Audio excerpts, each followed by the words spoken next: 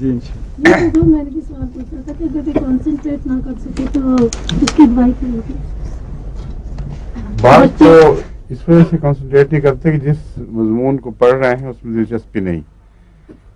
بعض اس لیے نہیں کر سکتے کہ وہ سمجھ نہیں آ رہا ہوتا، اس لیے دماغ جو ہے وہ بار بار اپنا تعلق توڑتا ہے تو نیند آ جاتی ہے.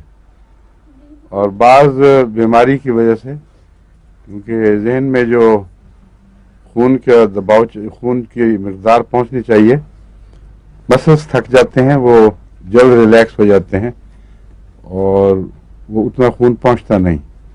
کئی وجوہات ہو سکتی ہیں، اور بعض ذہنی پریشانیوں سے بھی ہو جاتا ہے. بار بار توجہ کسی اور پریشانی کی طرف منتقل ہو جاتی ہے. بعض دفعہ معدے کی ٹاکسینز ہونے سے بھی یہی کیفیت پیدا ہوتی ہے.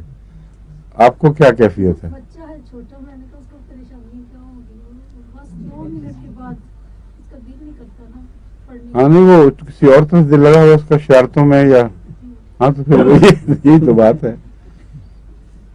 اس کا ہومیوپیتھک علاج نہیں، اس ایلوپیتھک علاج ہونا چاہیے.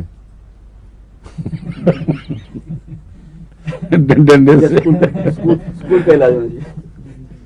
اصل علاج ایسے بچوں کا یہ ہے کہ اس کو خود کوئی ایسی دلچسپ چیز پڑھائیں جو اس کی دلچسپی کی چیز ہو، اور گھر میں بے شک اس کو بار بار ایسی چیزیں پڑھائیں تو آہستہ آہستہ اس کو توجہ پیدا ہو جائے گی اور پھر پڑھنے کی عادت بن جاتی ہے.